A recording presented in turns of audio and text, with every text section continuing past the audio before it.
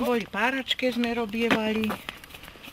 To sa nás chodilo, navolali sme si ženičke, neprišli len tak bez volania. No, ale to už ako v zimnie časy bývalo, to leto nie, cez zimu to sa... Tak ste sa zišli asi koľky? No tak, tedy bolo to dosť, to keľko nás bolo aj 20 nebo koľko.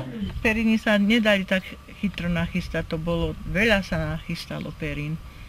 A to by bolo 6 vankúšov, 2 periny, ešte aj malý vankúšik sa dával. A keď niekto nemal husy, tak sa kúpiť tak si šlo na Maďare kúpiť. Dole po tých dedinách sa sme chodili na peria. No dobre, sme sa tam cítili.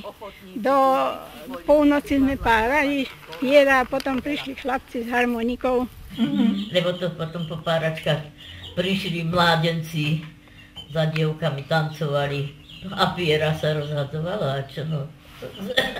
No to pustili vtáka, chytili do káv, piera lietalo. Ste ich chceli ostrašiť, no. No to lietalo po ibe a piera už vstupovalo. No to vietor narobilo. A teraz už je nie piera vraj dobrú. Nie v móde.